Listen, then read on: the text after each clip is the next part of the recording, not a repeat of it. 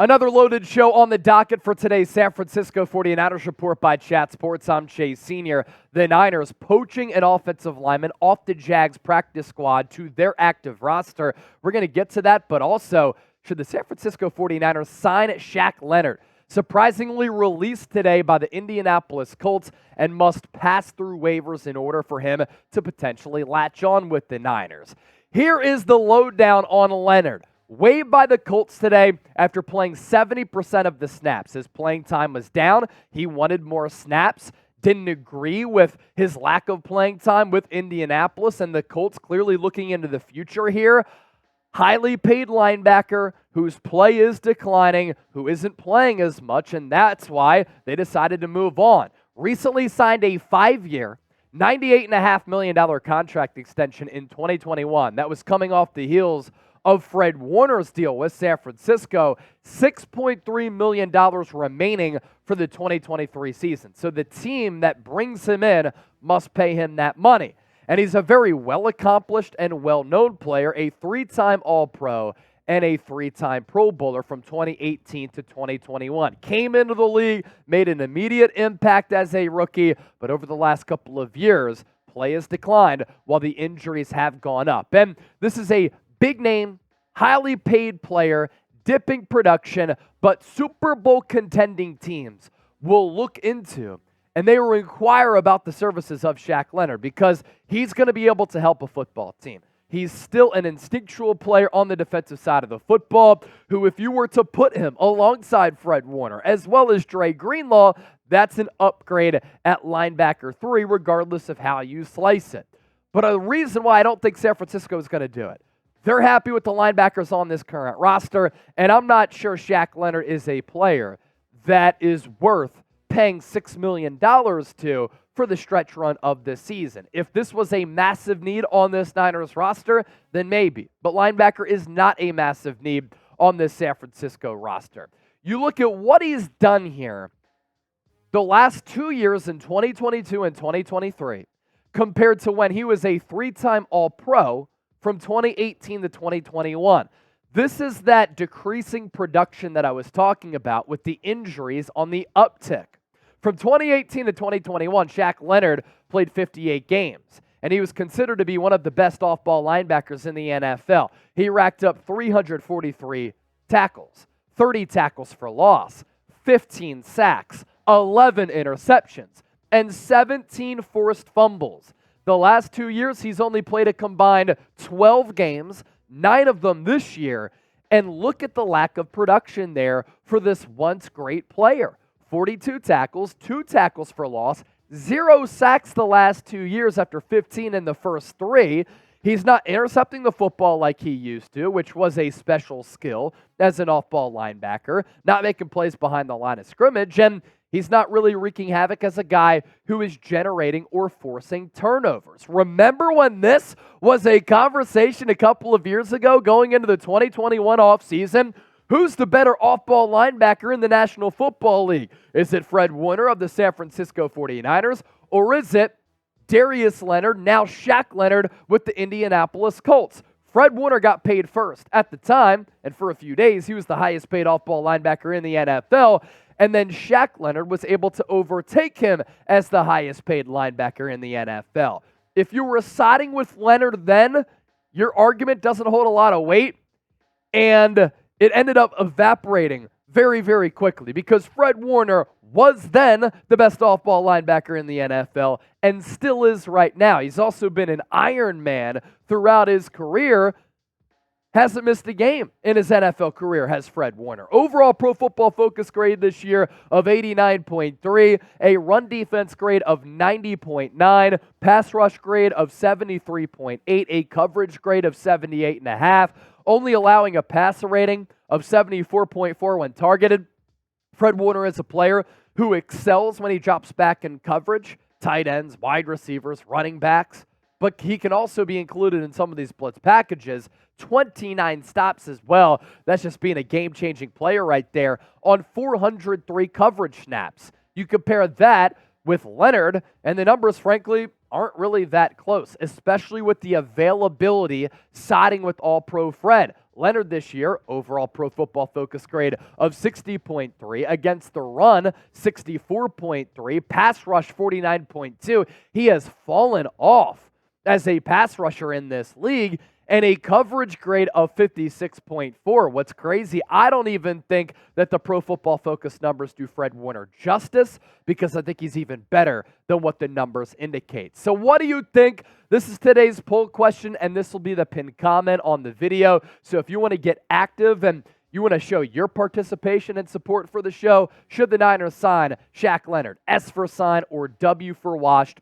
What do you think? As you venture down there, make sure you subscribe to the channel, because whenever a move happens, whenever there's an intriguing player out there that the Niners could acquire, like Christian McCaffrey and Chase Young, who we've talked about, and San Francisco ended up bringing in via trade, that's what we do here. We want to make you a smarter Niner fan, and we want you to join the faithful family here at Chat Sports, as we have more than 101,000 subscribers. Coming up next here on the program, the Niners signing an intriguing offensive lineman to their active roster. What does it mean, and what can this player bring to this organization? Stay tuned for that.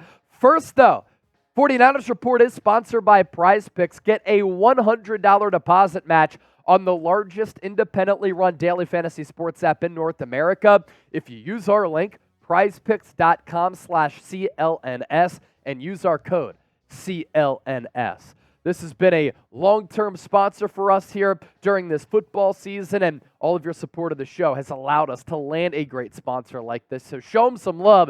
Make game day a lot more fun and entertaining, and win real money with daily fantasy sports made easy. Here were my picks that I made during Sunday's slate. And if you were watching our watch party, you know that we cashed in. Brock Purdy, more than 258.5 passing yards. In the pregame, I had said, I think that because the Bucs are so good against the rush, this might be a game where San Francisco relies on Brock Purdy to win it through the air. They did that.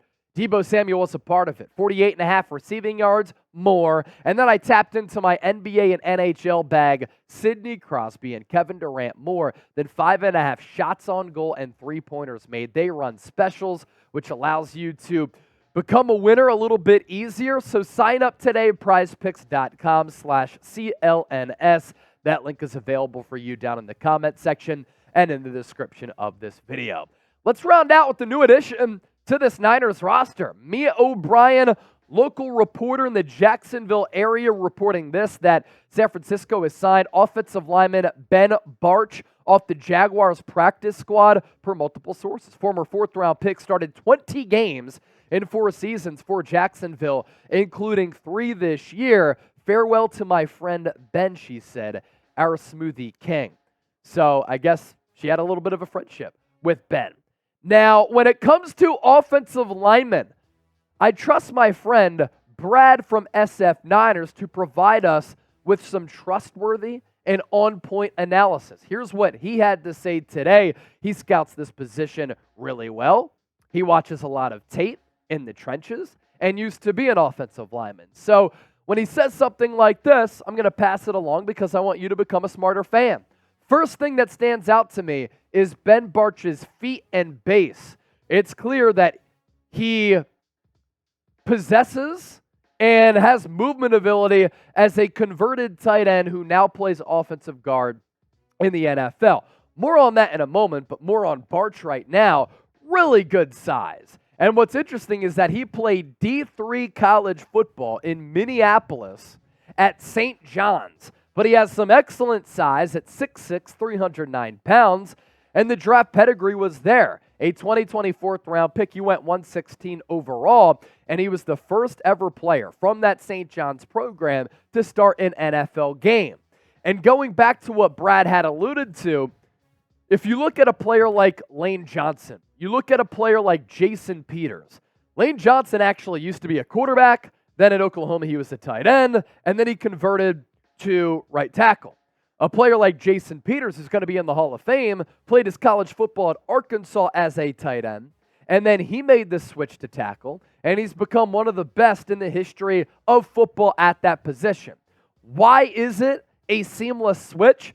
Because the body type is there, And oftentimes these tight ends have good footwork because you have to have good footwork as a tight end. A lot of tight ends are asked to block as well, so they have that type of skill set, but then they have the frame where you can afford to add muscle to, and that's what's happened with Ben Bartch. So he began his college career as a tight end, barely played. He was 220 pounds as a freshman, and then the coaches at that program noticed his blocking ability, and that's when he made the switch. And we know that San Francisco's offensive line is a little bit troublesome, and it's the biggest question mark, in my opinion, and biggest blemish on this Niners roster here in 2023, even though they did play better against the Tampa Bay Buccaneers, probably their most complete game as an offensive line unit this year. But San Francisco, going into that Week 11 game, was the 20th ranked offensive line unit all across the board by Pro Football Focus.